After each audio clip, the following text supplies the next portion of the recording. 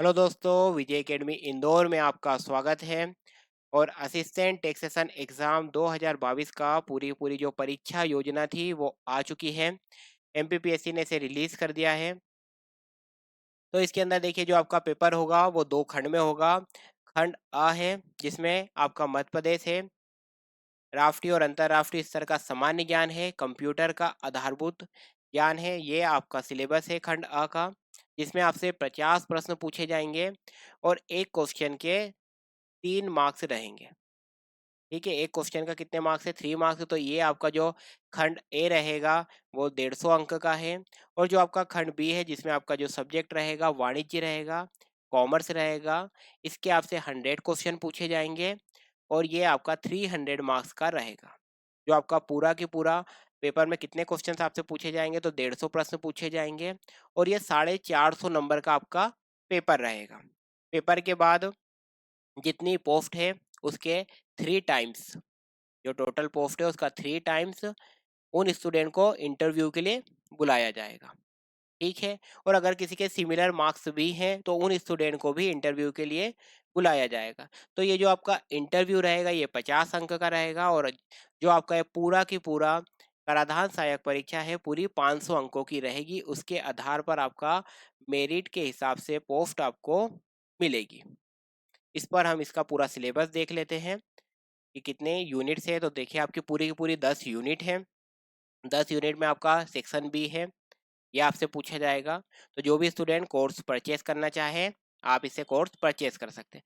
तो ये पूरा की पूरा जो खंड वाणिज्य रहेगा आपका, इसे हम पूरा कवर कराएंगे।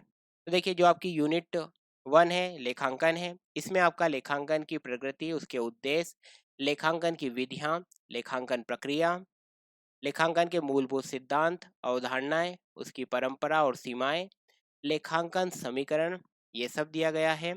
इसमें पूंजीगत और आयगत मदें, डिप्रिसिएशन मूल्यह्रास एवं इसके लेखांकन की विधियां, त्रुटियां और उनका वर्गीकरण, विभिन्न परिस्थितियों में त्रुटियों का सुधार, ट्रायल बैलेंस को तैयार करना और समायोजन सहित अंतिम खाते जो फाइनल अकाउंट होते हैं, ये सभी आपका यूनिट 1 का सिलेबस है।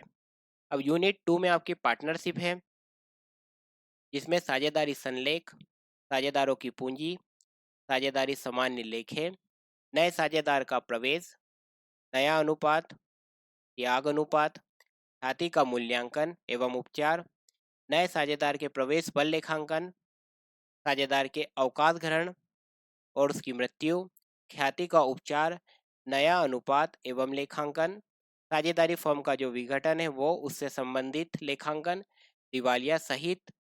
और फिर आपका रहेगा साझेदारी फर्म का एकीकरण, साझेदारी फर्म का संयुक्त स्कंध प्रमंडल जो जॉइंट स्टॉक कंपनी होती है उनमें परिवर्तन। तो देखिए, इस यूनिट को सौरभ सर के द्वारा पढ़ाया जा रहा है। तो इस पर क्लासेस आ रही हैं। जो भी स्टूडेंट ने कोर्स परचेज कर रखा है वो सभी इस टॉपिक को कवर कर रहे हैं। ठीक है। तो ये अभी यूनिट 2 चल ही रही है। अब बात कर लेते हैं यूनिट 3 पर, निगमी लेखे पे बात करते हैं, जिसमें अंश पूंजी का निर्गमन, जो शेयर कैपिटल होती है उसको इशू करना, इसका फॉरफीचर और पुनर्निर्गमन, अधिकार अंशों का निर्गमन, ऋण पत्रों का निर्गमन एवं उनका रिडप्शन, कंपनी का लाभ हानि का विवरण पत्र, स्थिति विवरण जो आपकी बैलेंस शीट होती है, चिट्ठा होता है ये, लाभांश की घोषणा, लाभों का निपटारा, बोनस अंशों का निर्गमन, अंशों का अधिगोपन जो शेयर का अंडरराइटिंग होती है वो, और अंशों की वापसी खरीद, मतलब जो शेयर्स का बायबैक होता है, ये सभी इसके अंदर मेंशन है। तो यहाँ पर यूनिट 3 में आपका ये सब दिया गया है। यूनिट जो आपकी 4 है, यूनिट 4, इसमें आपका लागत लेखे दिया गया है। ठीक है। और देखिए, जैसे अभी पार्टनरशिप चल रही है आपकी, तो आपको वीडियो के साथ ही साथ आपको उनके पीडीएफ भी मिल जाते हैं, पीडीएफ नोट्स भी, ताकि आप इन पीडीएफ नोट्स को प्रिंट आउट ले करके आप को लिखना ना पड़े, तो आपका टाइम सेव हो जाए। ठीक है। तो आपको वही पीडीएफ नोट्स दिया जाता है जो कि क्लासों में पढ़ाया जाता है, ताकि आपका लिखने का आपका टाइम बच जाए। कहीं ऐसे स्टूडेंट होते हैं, ठीक है, जो जॉब में रहते हैं, तो वो अब सारी बातें तो लिख नहीं सकते। तो इसीलिए आपको हम हमेशा वही पीडीएफ देते हैं, वही पीडीएफ का नोट्स देते हैं जिससे हम पढ़ाते हैं, ताकि आप को बहुत कम मतलब नोट करना पड़े। जो जो हम क्लास में कुछ एड ऑन्स आपको बताते हैं वो आपको नोट करना पड़े, या कुछ हमने कुछ और पॉइंट सरल भाषा में समझा दिया वो, या कुछ एग्जाम्पल वगैरह, तो केवल आपको वही नोट करना पड़ता है। तो इसलिए आपको ये पीडीएफ नोट्स दिए जा रहे हैं कि आप इनका प्रिंट आउट लें, तो आपका लिखने का टाइम भी सेव हो जाए। तो अभी पार्टनरशिप चल रही है, तो इसके भी आपको पीडीएफ नोट्स भी मिलते जा रहे हैं, साथ ही साथ वीडियो भी मिलते जा रहे हैं। अब बात करते हैं आपके लागत लेखे पे।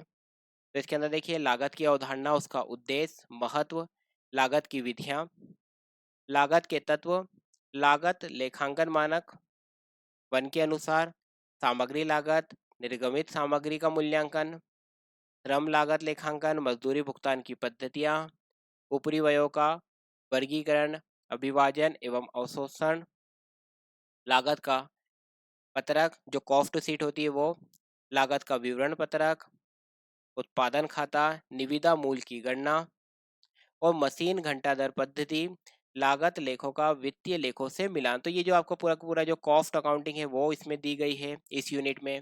इस यूनिट में आपका निगमीय लेखे, कॉरपोरेट अकाउंटिंग की बात की गई है। इसमें आपका पूरा पार्टनरशिप को डिटेल में कवर किया गया है। और इसमें जो लेखांकन का पूरा पूरा जो कॉन्सेप्ट होता है अकाउंटिंग का, कि उसका नेचर, अकाउंट की विधियां, उसकी प्रोसेस, अवधारणा, सिद्धांत, साथ ही साथ डेप्रिसिएशन, इन सबको, ट्रायल बैलेंस, फाइनल अकाउंट, तो काफ़ी जो मतलब आपका जब सिलेबस को देखा जाए तो आपका जो सिलेबस है वो बहुत ही अधिक विस्तृत सिलेबस है। ठीक है, तो हम इसको पूरे डिटेल में सिलेबस को कवर करेंगे। ठीक है, अब बात करते हैं यूनिट 5 पे। प्रबंधन की, मैनेजमेंट की यूनिट है यूनिट 5, जिसमें प्रबंध की अवधारणा, प्रबंध की विचारधारा का विकास, प्रबंध का सामाजिक उत्तरदायित्व, नियोजन की अवधारणा, नियोजन की तकनीक, संगठन की अवधारणा एवं संगठन के प्रकार, निर्णयन का परिचय एवं निर्णयन प्रक्रिया, स्टाफिंग का अर्थ, प्रक्रिया एवं स्टाफिंग विधि, नेतृत्व का आशय और नेतृत्व की शैलियाँ, अभिप्रेरणा की अवधारणा एवं उसकी विचारधाराएं, निर्देशन का अर्थ, सिद्धांत एवं तत्व, निर्णय का आशय एवं प्रक्रिया। तो ये जो आपकी जब यूनिट है यूनिट 5 मैनेजमेंट की यूनिट है, इसके अंदर मैनेजमेंट के जो देखिए सारे जो मेन क्रक्स होता है वो सब इसके अंदर कवर किया गया है इस यूनिट में ही। इसके अंदर जो पूरा पूरा जैसे नियोजन को, संगठन को, स्टाफिंग को, नेतृत्व को, अवधारणा को, निर्देशन को, नियंत्रण को, तो काफ़ी ये भी वास्ट यूनिट है जिसमें आपको पूरा पूरा जो मैनेजमेंट का कॉन्सेप्ट है, मेन कॉन्सेप्ट, उसे सब कवर किया गया है। जो यूनिट 6 है, यूनिट 6 में कंप्यूटरीकृत लेखांकन प्रणाली। तो कंप्यूटरीकृत लेखांकन प्रणाली का क्या अर्थ है, उसकी क्या विशेषताएं, उसके घटक, कंप्यूटरीकृत लेखांकन प्रणाली के लाभ को सीमाएं, कंप्यूटरीकृत लेखांकन प्रणाली की मानवीय लेखांकन प्रणाली से तुलना, कंप्यूटरीकृत लेखांकन प्रणाली की स्थापना के चरण, खाता शीर्षकों का संहिताकरण और पदानुक्रम, खातों का निर्माण, ये सभी इसमें वर्णित हैं।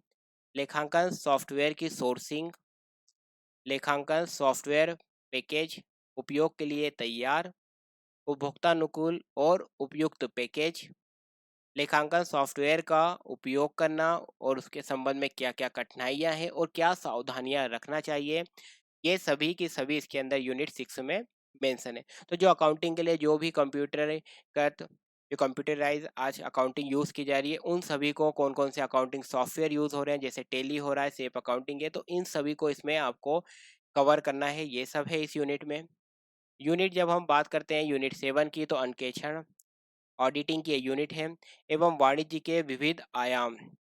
इसमें अंकेक्षण का परिचय, उसका उद्देश्य, महत्व, अंकेक्षण कार्यक्रम, अंकेक्षक के कर्तव्य, एक जो ऑडिटर होता है उस ऑडिटर के क्या कर्तव्य हैं, उसके क्या राइट हैं, उसकी क्या लाइबिलिटी है, और किस प्रकार से एक कंपनी में एक ऑडिटर की नियुक्ति की जाती है, ये सभी इसके अंदर सम्मिलित है। संपत्ति और दायित्वों का सत्यापन एवं मूल्यांकन, अंकेक्षण प्रतिवेदन, जो ऑडिटर रिपोर्ट देता है वो सभी इसमें कवर करना है। उद्यमिता की अवधारणा, कार्य एवं महत्व, ई कॉमर्स क्या होता है, उसका अर्थ, विशेषताएं और प्रकार। तो ये यूनिट आपकी 7 है। यूनिट 8 में आपको व्यवसायिक गणित दिया गया है। तो आपको गणित भी शामिल किया गया है। तो इसके अंदर बताया गया है कि औसत जो एवरेज होता है उसका क्या अर्थ है, साधारण एवं सांख्यिकीय औसत के क्या प्रकार है, उसकी गणना किस प्रकार से की जाती है, साधारण और परिशोध कमीशन, पट्टे के विभिन्न प्रकार, जो आपको डिस्काउंट दिया जाता है बट्टा डिस्काउंट, और उसकी लाभ हानियां, ये सभी इसके अंदर है। अनुपात और समानुपात के विभिन्न प्रकार एवं गणना, चक्र साधारण और चक्रवृद्धि ब्याज की विभिन्न गणना की जो पद्धतियां हैं वो, समान मासिक किस्त एवं ब्याज की गणना, और इसके अंदर युगपत समीकरण की विभिन्न विधियां, वैदिक गणित का संक्षिप्त इतिहास, त्वरित वैदिक गणना एवं सत्यापन की विधियां। तो देखिए आपको गणित भी कवर करना है, तो जो आपका यहाँ पर जो सिलेबस दिया गया है वो एक एक यूनिट में कहीं ना कहीं जब हम देखें तो वो एक यूनिट नहीं है, कहीं ना कहीं वो एक यूनिट को हम बोल सकते हैं कि एक प्रकार का एक सब्जेक्ट ही आपको दे दिया गया है। ठीक है, शॉर्ट में देखा जाए तो उन्होंने सब्जेक्ट दे दिया है आपको। जैसे एक यूनिट में पार्टनरशिप पूरे पूरा डाल दिया है, एक में कॉस्ट डाल दिया है, एक में पूरा मैनेजमेंट डाल दिया है, एक में आपको जो बिजनेस मैथमेटिक्स होता है उसे डाल दिया है, एक में आपको ऑडिटर्स को पूरा डाल दिया गया है और किस तरह से ऑडिटर रिपोर्ट बनाता है, किस तरह से वो वेरिफिकेशन वाउचिंग करता है, ये सभी चीज़ें इंक्लूड हैं। तो इस तरह जो आपका सिलेबस को जब हम देख रहे हैं तो सिलेबस जो आपका है काफ़ी विस्तृत सिलेबस है, तो आपको अभी से ही अच्छे से तैयारी करना पड़ेगी। अब आपको देखिए यूनिट 9 में आपको क्या दे दिया है, जीएसटी दे दिया है, गुड्स एंड सर्विस टैक्स दिया है, वस्तु एवं सेवा कर दिया गया है। इसमें देखिए क्या है कि वस्तु और सेवा कर अधिनियम के अनुसार उसकी जो महत्वपूर्ण शब्दावली है, जो टर्मिनोलॉजी है, इम्पोर्टेंट टर्मिनोलॉजी है, उसे आपको कवर करना है। वस्तु और सेवा कर की संरचना और उसका वर्गीकरण, इसे आपको कवर करना है। वस्तु एवं सेवा की आपूर्ति, जो सप्लाई होती है, कर उद्ग्रहण मतलब ये जो कर है, जो टैक्स है, कब टैक्स की लाइबिलिटी आती है, किस प्रकार से उसका कलेक्शन होता है, और टैक्सेबल जो वैल्यू होती है उसका किस प्रकार से असेसमेंट किया जाता है, का योग मूल्य का निर्धारण, ये सभी इसमें मेंशन है। आयगत आगत कर छूट, सम्मिश्रण योजना, ई वे बिलिंग किस प्रकार से होती है, ई इनवाइसिंग, और कर विवरणियां मतलब जो जीएसटी के समय जो टैक्स के रिटर्न होते हैं वो सभी इसके अंदर मेंशन है। कर का निर्धारण, सूक्ष्म जांच, लेखा परीक्षण, इन्फोर्समेंट प्रवर्तन, लेखे एवं अभिलेख, ये सभी मेंशन है। एकीकृत वस्तु और सेवा कर का अर्थ, जो integrated goods and service tax है उसका क्या अर्थ है, उसका उद्ग्रहण और संग्रहण किस प्रकार किया जाता है, मतलब किस प्रकार से वो लेवी होता है, किस प्रकार से उसका कलेक्शन होता है। और फिर यहाँ पर आपको देखिए जो एमपी का जीएसटी है वो भी इंक्लूड है कि एमपी में वस्तु और सेवा कर का संग्रहण किस प्रकार होता है, ये सभी। तो ये जो यूनिट है पूरी जीएसटी बेस है, इसमें आपको जीएसटी को दिया गया है।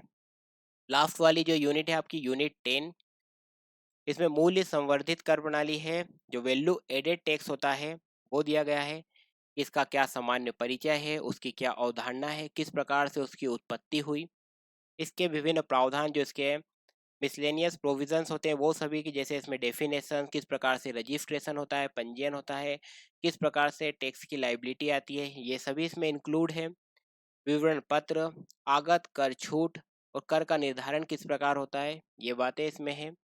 कर योग वस्तुएं कौन कौन सी है, कर की क्या दरें हैं, अतिरिक्त मांग की वसूली, और मध्य प्रदेश भू राजस्व संहिता के सुसंगत प्रावधान, ये सभी आपका मेंशन है। तो ये जो आपको पूरी की पूरी 10 यूनिट में सिलेबस आपको दिया गया है, 10 तरह के और भी वीडियो आएंगे, तो आप चैनल को जरूर सब्सक्राइब कर लीजिए। तो इस वीडियो में बस इतना ही था। आप सभी दोस्तों को मेरा नमस्कार।